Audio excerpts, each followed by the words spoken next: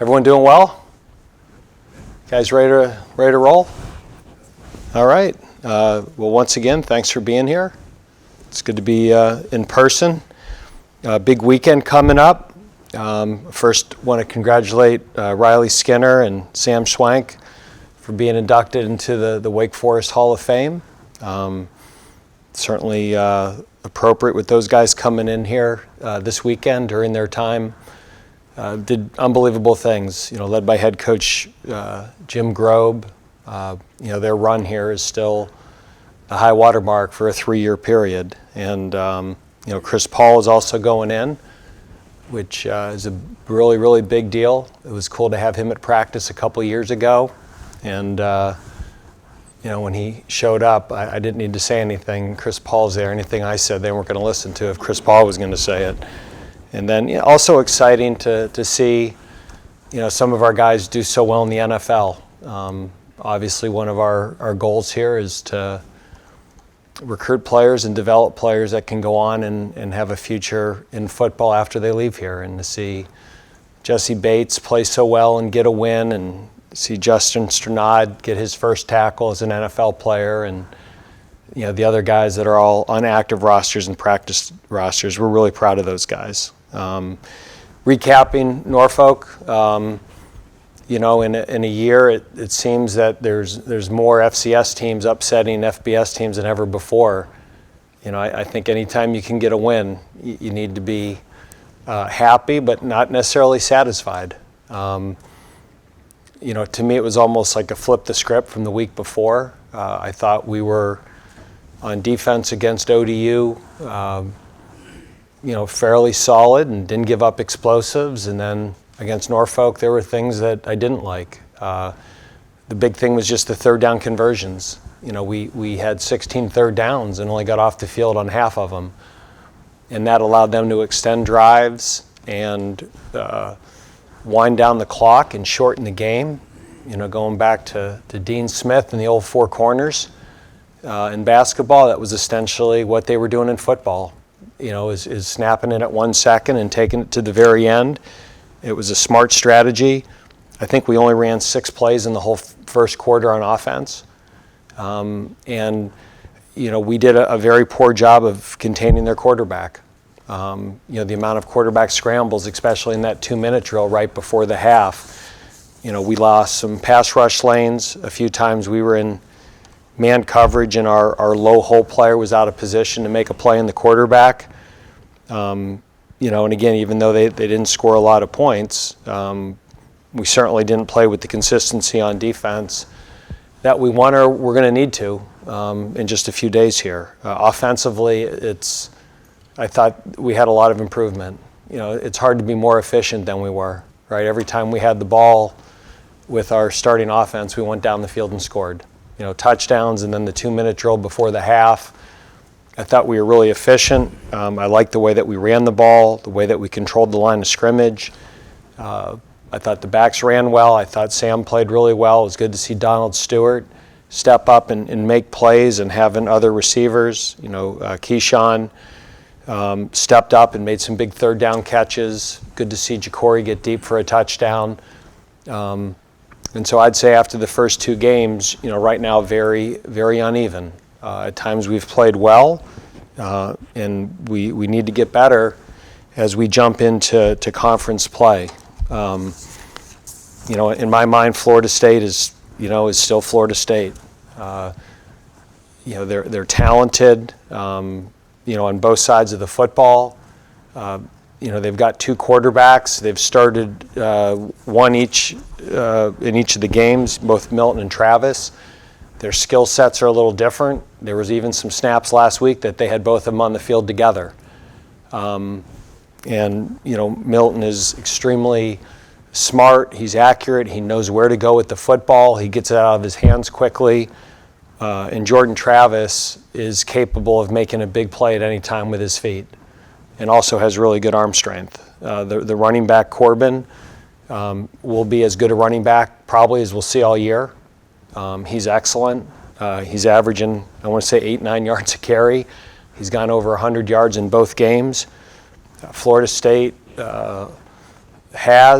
does, and always will have skill at receiver. I mean, there's a bunch of guys that could play anywhere in the country, and their offensive line is big and physical. I think Darius Washington is a really, really good player. You know, he'll play tackle for him, and he's big and has good feet. You know, defensively, they've played well. You know, the transfer from South Carolina, Jermaine Johnson, you know, he might, you know, he's going to be one of the best players in the whole conference. You know, but again, they've got skill. They can run. Their inside tackles are always big, you know, 320, 330 pounds. I think Mike is an excellent football coach. The job he did at Memphis, when we faced them, at Memphis, you study a team and you study the whole year. He knows what he's doing. He's an excellent offensive strategist. Their defensive coordinator, Adam Fuller, was on my staff at Richmond, and I actually recommended him to Mike when he was at Marshall, when he was looking for a defensive coordinator during the bowl game. And he's a very, very good football coach and has clinicked with our staff when he was at Marshall. And you know, it's a matter of time until these guys get it right. So I know their results right now aren't what they want them to be, but they took a top 10 team to overtime and really, minus a bad snap, probably should have won that game in regulation. And, you know, lost to Jacksonville State on a little bit of a fluke play. So they're, to me, 2 plays away from being 2-0 and probably nationally ranked. So Florida State is Florida State. Still one of the iconic, to me, brands of college football. And when I first got in the ACC, this was the team to beat. And obviously Clemson has kind of since taken that mantle. But I have great respect for their program, their coaching staff, and this is going to be a hard-fought game. They've had to play 2 4-quarter games. We haven't.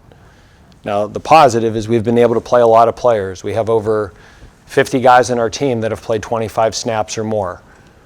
And we're going to continue, you know, maybe not play 50, but, you know, we're going to play in the 40s and continue to play guys because they deserve to play. And we think that's our best chance to win. So any questions you have about last week or this week, I'm happy to answer.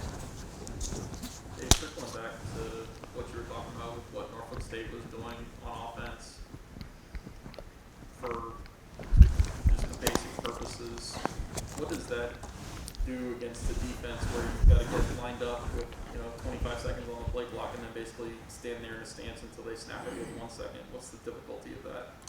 I mean, there's no real difficulty in that. You know, they were looking over every play. They were never running the play. So, you know, we kind of just got aligned in a base defense. And then when they looked over, we would check our defense based on the formation they're in.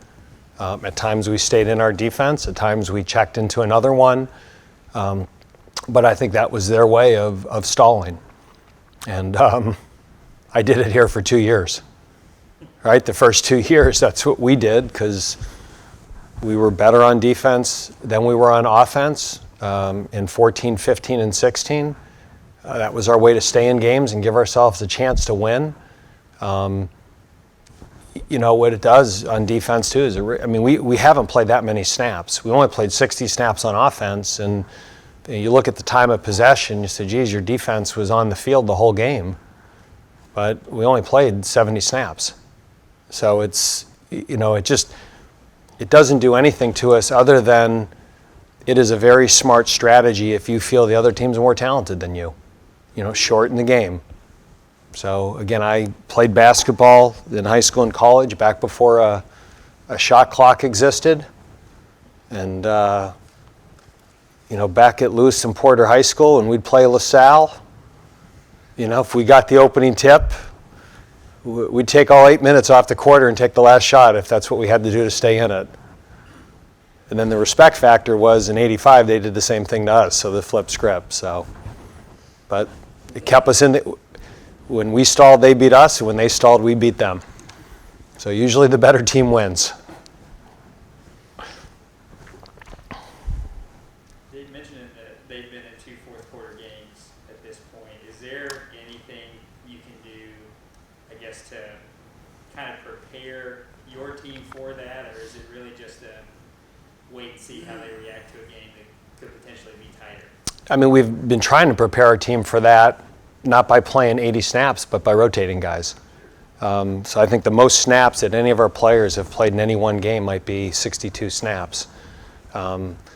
So our goal going into this year is we wouldn't have Luke Masterson or Nasir Greer or Kobe Davis play 104 snaps in a game. You know, we had that with Asang Bassi and Jasir Taylor and Luke Masterson in the past. And again, our whole thing is, you know, when you get to November and your whole team's beat up, and you can't just play guys for the sake of playing them, they got to earn it. So I hope we're better prepared to play a 4-quarter game just because of the depth.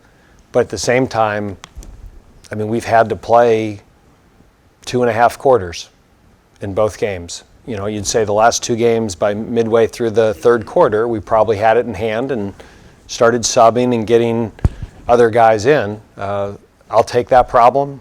That's a good problem. But we certainly haven't had to do that yet, and you know, I anticipate having to do that the next 10 games.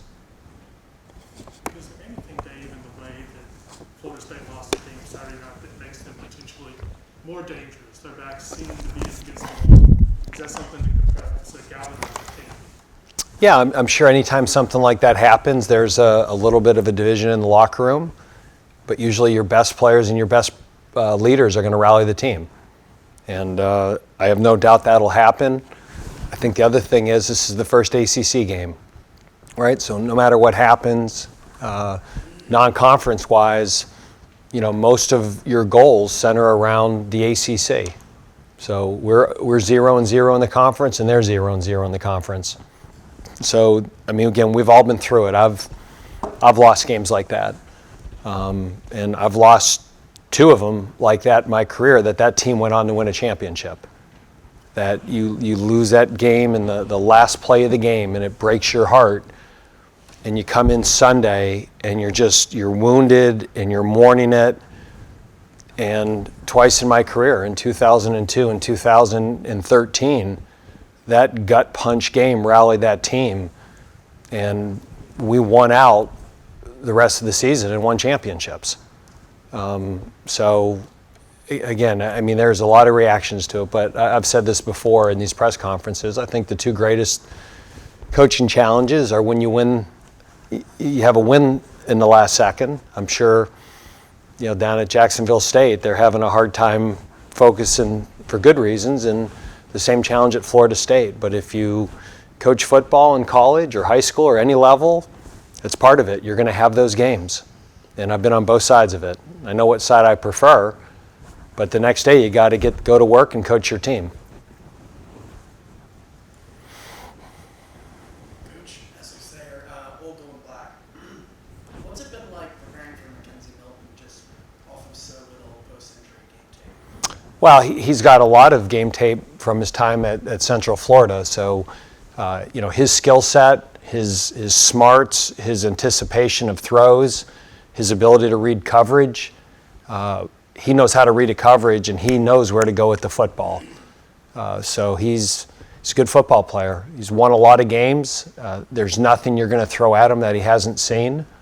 And they're both very talented. Their skill sets are a little bit different.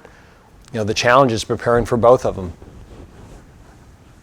Even in an ideal world, would the 2 games that you just played be broken up and not be the first 2 games on schedule? When these games are scheduled so far in advance, I mean, we had Old Dominion on the schedule, and then they beat Virginia Tech at home, and I'm saying, oh man, I can't believe we're open with them. And if you know what I'm saying, I mean, Utah State, right? We had a 3-game thing with them, and they were really good, and we were out in Logan, Utah, and they kicked our tail, and then they weren't so good, and we beat them, and then they come back here again, and they have a first-round draft choice at quarterback. I mean, you schedule those games against the group of 5, you can get them when they're really up, and when we scheduled Old Dominion, they were winning. So that is you have no control over that. So I'm glad we're 2-0. And when we opened with Clemson last year, I was fine with that too. I mean, the schedule is the schedule. I guess housekeeping on the depth chart? He's close. He's close. Anderson also? Very close. I don't know if we'll have, right now I'd say Terrence is doubtful this week. I'd say probable for Virginia. We may have Nick Anderson this week. We just got to see how the week goes. I'd say that the chances of us having him for Virginia are really, really good. This week is still in the balance. So, you don't expect me to give you real information on the depth chart, do you? It's more than I expected. Huh? It's more than I expected. What about the guys who were held out from a precautionary perspective last Saturday? They're good to go. They both practiced today, and I put them on the depth chart, right? So That's the gospel, right? I want to give Connor something to complain about. Still have the tweet from last year where you said you didn't even know why you put out a depth chart still.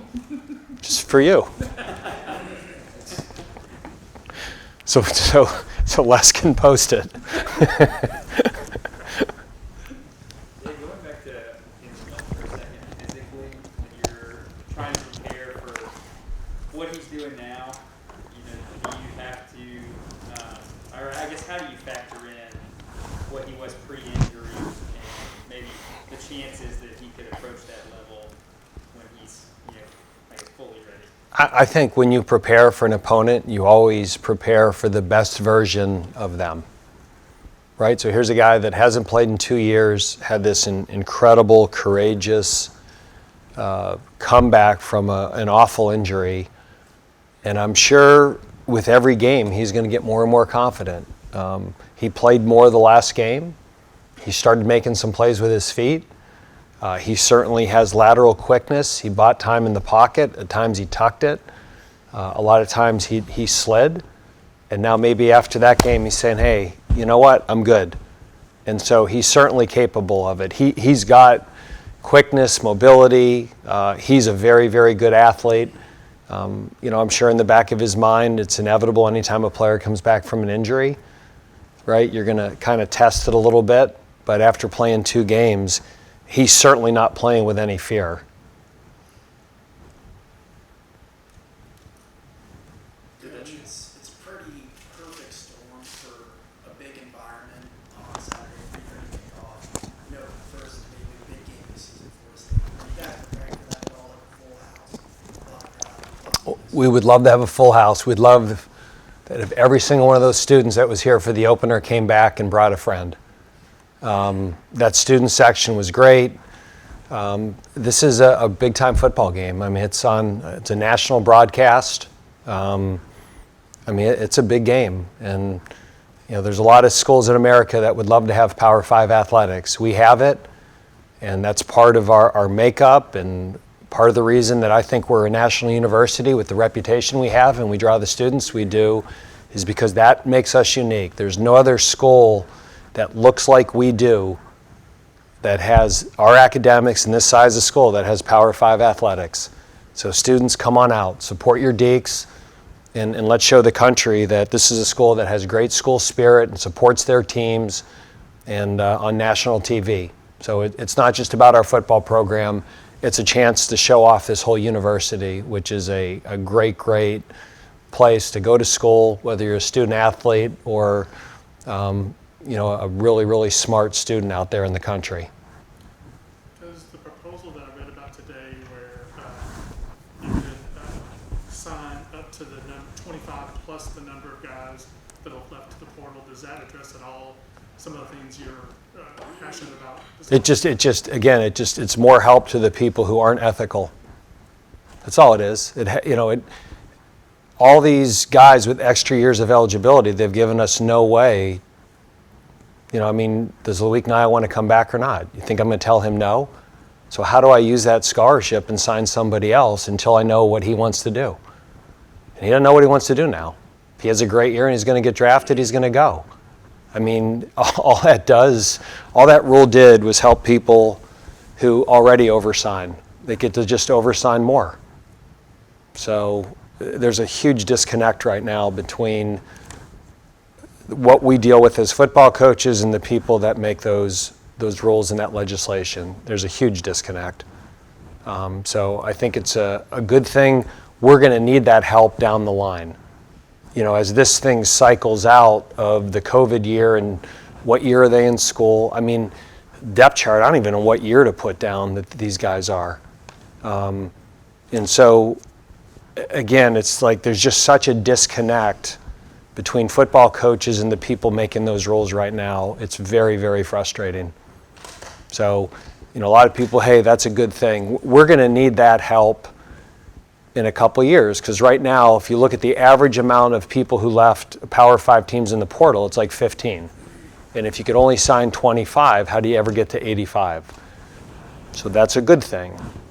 But we're still dealing with, 16, are they juniors or seniors? Do they want to come back or not? And they don't want to touch that one. I don't get it. I mean, I'm the chairman of the ACC football coaches, and I'm the one that talks to our representatives on those committees, and there is just such a disconnect.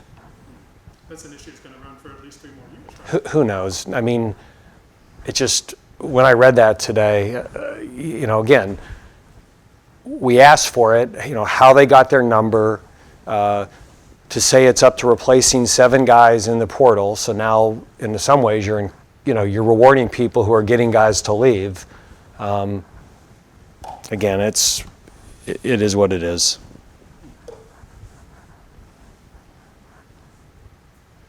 Anything else, guys? All right, thanks.